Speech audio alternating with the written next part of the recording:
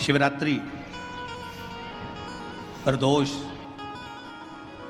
सोमवार की अष्टमी, श्रावण, भादो, कुंवार, कार्तिक, चातुर्मास, ये जितने भी बड़े बड़े व्रत साधन जो आते हैं, इन साधनों में मनुष्य तो व्रत करता ही है, संत, साधु, सन्यासी, तपस्वी तो साधना करते ही हैं, पर साथ में मान लो कोई श्वान है, कुत्ता है, कोई जीव है, कोई जंतु है, और मालूम पड़े कि आज शिवरात्रि का दिन है या प्रदोष का दिन है या सोमवार का दिन है, और वो सुबह से उसको कुछ भी खाने नहीं मिला, भूखा है, प्यासा है,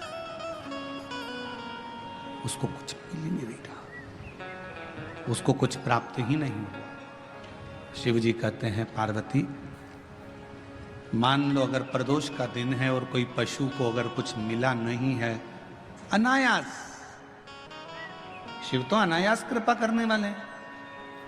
शिवरात्रि की कथा ये कहती है कि एक भील हिरण को मारने के लिए पेड़ पर चढ़ गया, बेलपत्र का पेड़ था, नीचे शंकर का शिवलिंग था, छाजल में जल था, रात भर पानी गिरता रहा, बेलपत्री का पेड़ हिलता रहा, उसमें से पत्ते नीचे गिरते रहे, और प्रातः में शिव जी प्रकट होकर उस भील पर करुणा कर देते। ये तो शिव कथा तो अनायास कृपा करने वाली है, अचानक करुणा करने वाली है, अचानक दया करने वाली है। कोई पशु है, कोई पक्षी है, कोई जलचर है, कोई थलचर है, कोई वायुचर है, कोई ऐसे जीव हैं जो तिथि पर मान लो भूखे हैं, प्यासे हैं, शिव कहते हैं, पार्वती जितना मनुष्य को व्रत का फल प्राप्त होता है, शिव कहते हैं उससे 4 गुना ज्यादा फल मैं पशुओं और पक्षियों को भी प्रदान कर देता हूं, उससे 4 गुना ज्यादा।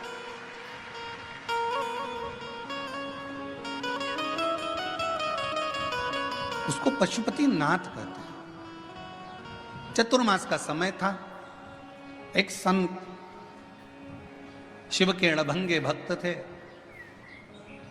एक पवित्र नदी के तट पर बैठकर भगवान शंकर की साधना, तप, आराधना शिव जी की करना प्रारंभ कर, पार्थिव शिवलिंग का निर्माण कर लेते, उन्हीं का पूजन करते, उन्हीं की अर्चना करते, उन्हीं की चाकरी करते। नदी के इस ओर संत सब तप, साधना, भजन, पूजन कर रहे हैं, और नदी के उस ओर एक परिवार रहता था जिसमें एक बालक रहता था जिसका नाम था शिवानंद। क्या नाम है बालक का?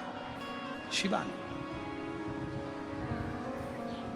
और शिवानंद बालक रोज माँ जब कपड़े धोने के लिए आती, वस्त्र धोने के लिए आती, नदी पर कोई स्नान करने के लिए आती, तो शिवानंद बालक सामने घाट पर बैठे हुए संत को तप करते हुए देखता, पार्थिव पूजन करते हुए देखता, तो उसके मन में भाव जागृत हो गया कि एक बार मैं संत का दर्शन करूंगा। बेलपत्र के पत्र को मंत्र दिया है क्या तुमने? बेलपत्र के पत्र को लाने के लिए निमंत्रण दिया है? शिवानंद बालक बोला कि मैंने ना तो कोई पत्र दिया, ना कोई मैंने मंत्र दिया, और ना कोई मैंने निमंत्रण दिया। बेलपत्र के पत्र को तोड़ने से पहले एक नियम है कि बेलपत्र के पत्र को वृक्ष से जब तोड़ा जाता है तो सबसे पहले उसको मंत्र दिया जाता है। क्या कहा जाता है? ओम नमः शिवाय। बेलपत्र के पत्र को पेड़ पे से जब तोड़ा जाता है तो ओम नमः शिवाय का नाद किया जाता है।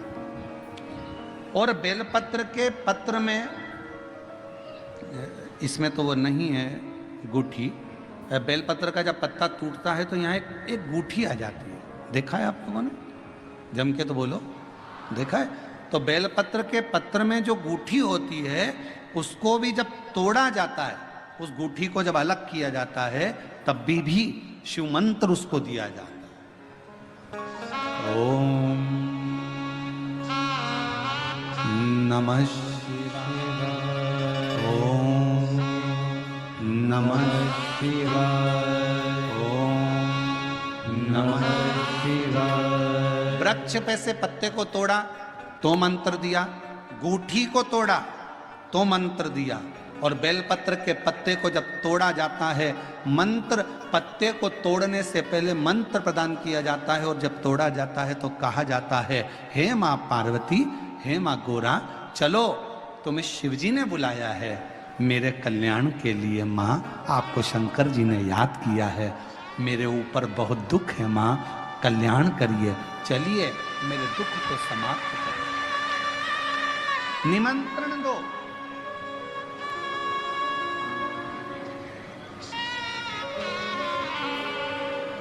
पहले नंबर पर क्या देना है बेलपत्र के पत्र को तोड़ने से पहले? जम के बोलो, मंत्र। दूसरे नंबर पर क्या देना है बेलपत्र के पत्र को चलने का? जम के बोलो, निमंत्रण। मां पार्वती जी से कहो, हे मां गोरा, हे मां पार्वती, हे मां चलिए आपको शिव जी ने याद किया है। मां, हे मां पार्वती, हे मां गोरा, मेरे कल्याण के लिए, मेरे दुख को दूर करने के लिए, मेरी तकलीफों को हरने के लिए, हे माँ गोरा, मेरे कष्ट को समाप्त करने के लिए, माँ गोरा, मेरा भंडार भरने के लिए आपको शिव जी ने याद किया है, निमंत्रण दो।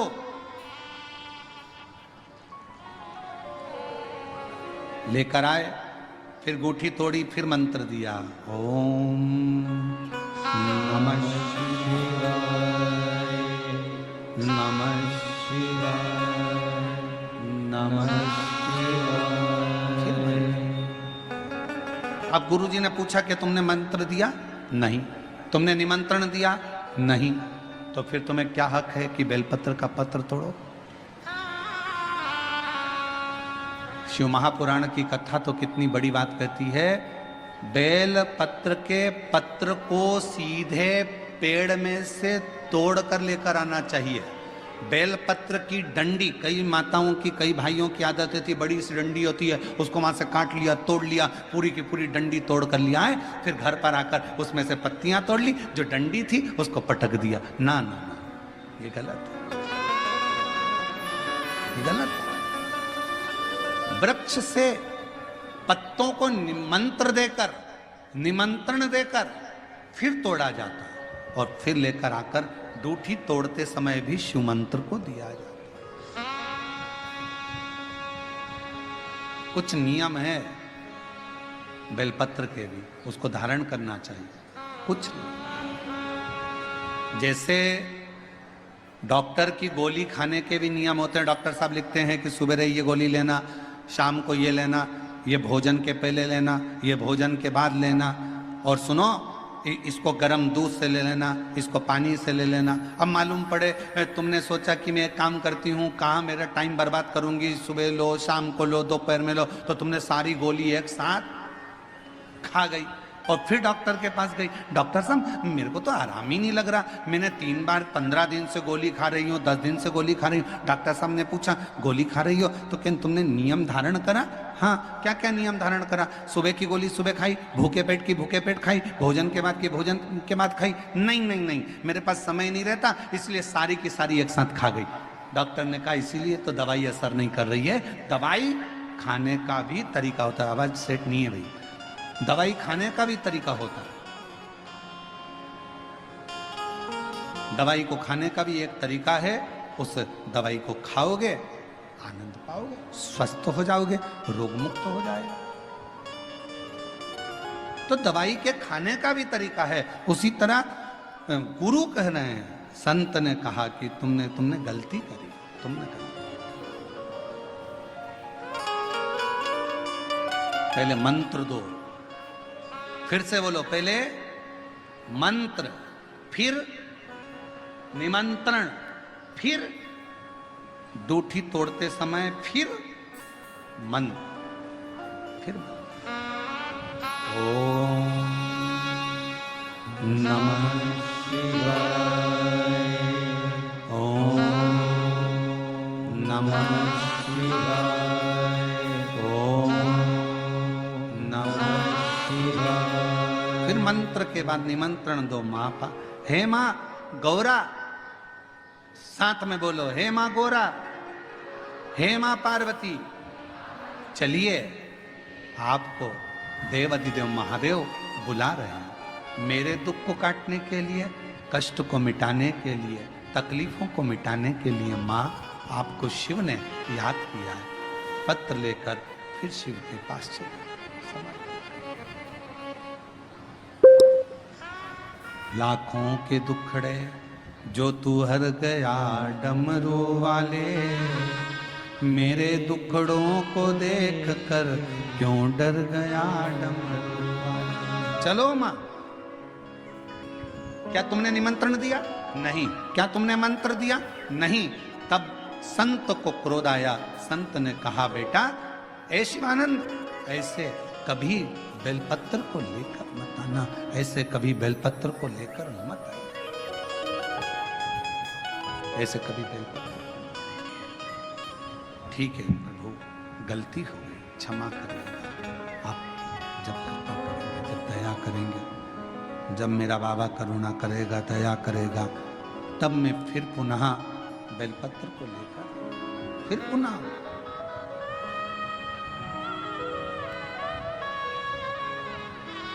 अब शिवानंद जैसे संत ने बताया था वैसे की वैसे ही कहने लगे।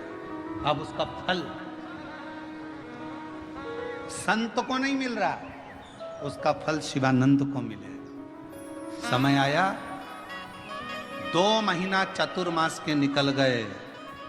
किसी सोमवार को 3 नियम बना लो।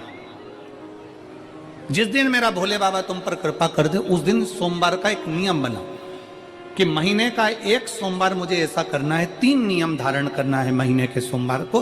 पहला, सुबेरे जाकर शंकर भगवान को 1 लोटा जल चढ़ाना है। दूसरा, दोपहर के समय पर जाकर मुझे बेलपत्री के वृक्ष के नीचे एक चावल का दाना रखकर बेलपत्री की 7, 11, 21, 108, 51 जितनी परिक्रमा आप लगा सकते हो वो लगाना है। और तीसरा, बेलपत्री के वृक्ष के नीचे और शंकर के मंदिर के दरवाजे पर मुझे एक घी का दीपक लगाना है। बस ये 3 नियम जिसने महीने में एक बार ले लिया, समझ लो उसको पीछे हटने की जरूरत ही नहीं, वो आगे ही बढ़े। महीने के किसी एक सोमवार का ऐसा नियम बना लो कि मुझे 3 नियम धारण करना है। महीने के किसी भी एक सोमवार को हम ये नहीं कहेंगे कि तुम सोमवार 5 पढ़ रहे हैं तो 5 को करो, 4 पढ़ रहे हैं तो 4 को करो, 3 पढ़ रहे हैं तो 3 को करो। तुम तो महीने का एक सोमवार का नियम बना। और मेरी जीजियों से, मेरी बेटियों से जो विदेश में रह रही हैं, जो कहीं बाहर रह रही हैं, कहीं बड़े शहर में रह रही हैं, जो रोज मंदिर नहीं जा सकते, हर किसी महीने के एक सोमवार को भी ये नियम निर्धारण कर सकते, तो उनसे कहेंगे कि 3 महीने में एक सोमवार का नियम बना लो। 3 महीने में नहीं बना सकते तो 6 महीने में एक सोमवार का नियम बना लो। और 6 महीने में नहीं बना सकते तो 1 साल में एक सोमवार का ऐसा नियम बना लो कि मैं साल का एक सोमवार ऐसा रहूंगी कि सुबह सोमवार के दिन मंदिर में जाकर जल चढ़ाऊंगी, दोपहर में जाकर बाबा को एक अक्षत का दाना रखकर, अक्षत का मतलब है कि बाबा मेरी दिनों दिन उन्नति करना। बेलपत्री के वृक्ष के नीचे जो अक्षत रखा जाता है वो उन्नति के लिए रखा जाता है। शंकर के शिवलिंग पर जो अक्षत रखा जाता है वो रोग मुक्ति के लिए रखा जाता है। अशोक सुंदरी पर जो अक्षत रखा जाता है वो संतान प्राप्ति के लिए रखा जाता है। षडानंद कार्तिकेय की ओर जो अक्षत रखा जाता है वो हमारे बच्चों की सुख समृद्धि के लिए रखा जाता है। विनायक की ओर, गणेश जी की ओर जो अक्षत रखा जाता है वो हमारे घर में कोई मंगल कार्य आ जाए उसके लिए रखा जाता है। और जो पीठिका होती है जिसपे शिवलिंग रखा होता है, पार्वती जी का हस्तकमल, उस पर अक्षत रखा जाता है तो नारी के अखंड सौभाग्य के लिए रखा जाता है। अक्षत रखने का भी तरीका है। एक चावल का दाना कहां रखा जाता है, क्यों रखा जाता है, कैसे रखा। अब कई लोग कहते हैं गुरुजी ये शिव महापुराण में आप ये नियम बताते हो, तरीका बताते हो। हम तो उनसे कहेंगे डॉक्टर के पास जाओगे तो डॉक्टर भी गोली लिखकर ये नहीं कह देगा कि ये सारी गोली एक साथ खा जा। डॉक्टर भी कहेगा ये गोली सुबह खाना है, ये गोली शाम को खाना है, ये गोली दोपहर में खाना, ये गोली भूखे रहकर खाना। बोलो सही है कि गलत है? ये रात्रि को खाना खाने के बाद खा लेना, ये खाना खाने के पहले, ये नाश्ते के पहले। और सुनो, ये दवाई, ये वाली पीछे वाली जो दवाई लो ना, इसको दूध से लेना, ये वाली जो दवाई लो ना, इसको पानी से लेना। और सुनो, ये डब्बी है, इसको पानी में मिलाकर फिर पीना। दवाई लेने का भी तरीका है, उसी तरह शिव महापुराण में एक एक अक्षत का भी तरीका है और एक एक बेलपत्री का भी तरीका है। अब मान लो कई लोग कहते हैं गुरुजी आप ये तरीका बताते हो शिव पुराण के माध्यम से, कई लोगों के मन में संशय जागता है, तो अगर हम एक साथ चावल चढ़ा दे तो उसका क्या तरीका है? तो हमारा निवेदन है डॉक्टर जो दवाई ले एक ही बार में निपटा जाए, एक ही बार में खा ले। दवाई एक बार में पूरी खा गए असर नहीं करेगी, इसमें डॉक्टर का कोई दोष नहीं है, उसने तो बताया था ऐसे लेना ऐसे लेना। और तुमने मैं डॉक्टर साहब ने पूछा दवाई पूरी ली, शाम की दवाई भूल गई थी, सवेरे की दवाई भूल गई थी, ये दवाई भूल गई थी। डॉक्टर कहेगा हमने तो नियम बताया था, तुमने नहीं खाई तो असर कहां से करेगी? तुम असर कब करती है? जब हम पूजन के तरीके को जान जाएं, जब हम अर्चना के तरीके को जाएं। आप साल भर का एक सोमवार निकाल लो, 6 महीने का एक सोमवार निकाल लो, 3 महीने का एक सोमवार निकाल लो, महीने का एक सोमवार निकाल लो, अपने से दिल में बन जाए तो एक सोमवार ऐसा निकालो जिसके 3 नियम धारण हो। पहला, उसी सोमवार जिसको कर रहे हो उस दिन सुबह जल चढ़ाना। दूसरे, दोपहर के समय पर जाकर बेलपत्री के वृक्ष के नीचे एक चावल का दाना रखना और परिक्रमा बेलपत्र की जितनी तुमसे बन जाए, जितनी तुम्हारे शरीर की कैपेसिटी हो, जितना तुम्हारा शरीर चलते बन जाए। हम तो ये भी नहीं कहते कि तुम भूखे रहकर भगवान का भजन करो, हम कभी नहीं कहते। हम तो यहां तक कहते हैं, हमारे पुष्टि मार्ग में यहां तक कहा गया कि वल्लभ कुल की एकादशी करो, भले बकरी जैसे चरो पर एकादशी करो। हम तो यहां तक कहते हैं कि बहुत समय से कल मेरी एकादशी है, एकादशी है, एकादशी है, एकादशी है, पूरे घर को हिलाकर रख दिया, एकादशी है, एकादशी, एकादशी है। बहू टेंशन में, बेटा डिप्रेशन में, पति पपीता ला ला के, सेव फल ला ला के, मूंगफली का दाना ला ला के, काजू कतली ला ला के, सेव फल ला ला के, और सारा सामान साबूदाना और खिचड़ी और ना चिप्स ना जाने क्या क्या ला ला के, बेचारा पति एकादशी आती है वो नौमी से चिंता में पड़ जाता है।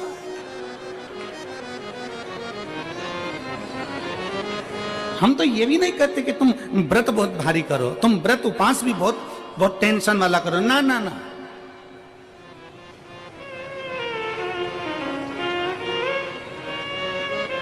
अपने को व्रत उपास भी इतना बहुत बहुत भूखे रह रहे हो, बहुत प्यासे रह रहे हो, और मालूम पड़े कि भगवान हमें मिलेगा, भगवान हमें मिलेगा। भगवान कहता है कि देख भाई, मैं भी भूखा नहीं रहता, तू भी भूखा मत रहे, मैं भी चकाचक रहता हूँ, तू भी चकाचक रहे, मैं भी अपने। और भगवान शंकर तो ये भी कहते हैं कि अपना परिवार भी मत छोड़ो, मेरे पास में पार्वती भी, एक ही देवता है जो विद फैमिली मंदिर में बैठता है। शंकर जी हैं तो पार्वती जी है, तो गणेश जी हैं, तो कार्तिकेय जी हैं, तो नंदी है, सब मंदिर के अंदर चाहिए। शंकर भगवान अपने पूरे परिवार के साथ। शंकर जी तो ये कहते हैं अकेले तुम क्यों रहते हो? अगर किसी कामना के वश अगर हम दीप लगा रहे हैं या हमारे मन में कोई भाव उत्पन्न है और हम बाबा से कहना चाहते हैं कि बाबा मेरा ये कार्य है आप पूर्ण करिएगा, तो फिर शिव मंदिर में भी लंबी बाती का दीप आप प्रदोष या सोमवार की अष्टमी या सोमवार या आप शिवरात्रि को बाबा से निवेदन कर कर लगा सकते हैं। हाँ, विशेष जब कोई एक बहुत बहुत बड़ी बात हो और आपके कार्य में कहीं अटकल हो रही हो, तो एक ही दीप में 2 बाती, शिव और शक्ति, लंबी बाती बनाई शिव और शक्ति के नाम से, 2 बाती एक साथ एक दीप में भी लगा सकते हैं। पर कब? जब विशेष कोई आपका कार्य हो और वो अटक रहा हो, विशेष कोई कार्य, और आप बाबा से प्रार्थना कर रहे हो, तो 2 बाती का भी प्रयोग आप कर सकते हो। मान लो तुम किसी कार्य के लिए जा रहे हो, 5 बार 6 बार तुम उस कार्य के लिए होकर आ गए, या किसी से अपना पैसा लेना है और तुम उसको पास 50 बार होकर आ गए हो, भैया पैसे कब देगा? या किसी कार्य के लिए जा रहे हो, वो कार्य नहीं हो रहा, 50 बार होकर आ गए, वो काम नहीं हो रहा। शिव महापुराण कहती है लाल चंदन, कौन सा चंदन? लाल चंदन को अच्छा घिसो और घिसकर तैयार कर कर बेलपत्री के ये जो दोनों भाग हैं, दर्शन हो रहे हैं आप लोगों को? लाल चंदन घिसो और घिसकर बेलपत्री के ये दोनों भाग हैं, दोनों पत्तियां जो नीचे की हैं, इसमें उस चंदन को लगा लीजिए। अगर किसी से आपको पैसा लेना है, वो नहीं दे रहा, या कोई काम है या जॉब है या नौकरी है या उसके लिए, या कोई विद्याध्ययन का कोई कार्य है, कोई स्कूल में पढ़ाई कर रहे हो और वो कार्य नहीं हो रहा, 5 बार 6 बार करके देख लिया, नहीं हो रहा, तो ये दोनों पत्तियों पर लाल चंदन लगाओ। लाल चंदन लगाने का मतलब ये नहीं कि जरा सी तुम बिंदी लगा दो, लाल चंदन जो घिसा है उसको पूरी पत्तियों पर अच्छे से फेरना है। उस लाल चंदन को लगा लीजिए। और महाराज, बीच की पत्ती में थोड़ा सा घृत, घृत मतलब गाय का घी, गौ माता के दूध से माखन से निर्मित उस घी को बीच की पत्ती में थोड़ा सा लगा लीजिए। और जो अशोक सुंदरी वाली जगह है, जानते हो ना आप लोग अशोक सुंदरी की जगह, आपको पहले भी कथा में कहा, समझ लीजिए। ये शिवलिंग है, ये जलाधारी पर रखा हुआ है, ये गोल जलाधारी है, यहां से पानी नीचे गिरता है, ठीक है, ऐसे होता ना शिवलिंग। तो शंकर भगवान का पूरा परिवार शिवलिंग के आसपास में होता है। शंकर भगवान के 13 बच्चे हैं। कितने बच्चे हैं शिव जी के? 13 बच्चे, पूरे 13 की 13 बच्चे और धर्म पत्नी शिव जी की शिवलिंग के आसपास में है। जैसे ये जो गोल जलाधारी है, ये माता पार्वती जी का हस्त कमल है। शिवलिंग रखा है, ये शंकर जी का स्वरूप है। जहां से पानी नीचे गिरता है, राइट भाग गणेश जी का स्थान, लेफ्ट भाग 6 कार्तिकेय, षडानंद कार्तिकेय का स्थान। जहां शिवलिंग का जहां पानी जाता है उसके बीच में एक मोटी सी लाइन होती है, वो शंकर भगवान की सबसे छोटी लड़की जिसका नाम अशोक सुंदरी है, उसका स्थान है। ऊपर से बूंद बूंद पानी जो शिवलिंग पर गिर रहा है, ये शंकर भगवान की 5 लड़कियों का स्थान है, जया, विषहरा, शामली बारी, दौतली और देव। ये शंकर जी की 5 बेटियां हैं जो भगवान शंकर के ऊपर पानी की एक एक बूंद गिराती हैं महाराज। तो शिव जी की जो सबसे छोटी लड़की है अशोक सुंदरी, उस अशोक सुंदरी वाली जगह पर इस बेलपत्र को प्रदोष के दिन या सोमवार के दिन आप घी वाली बेलपत्र को अशोक सुंदरी वाली जगह पर रखकर, ये जो चंदन लगी हुई बेलपत्र है, इसका मुख ऐसा सीधा की सीधा रखोगे तो गणेश जी की ओर हो जाएगा, षडानंद कार्तिकेय की ओर हो जाएगा। अपनी कामना कर कर जिससे धन लेना है, पैसा लेना है या जो कार्य निकालना है वो नहीं निकल रहा, बहुत प्रयास कर लिया, अदालत में 50 बार हो जाए, काम नहीं हो रहा, तब इस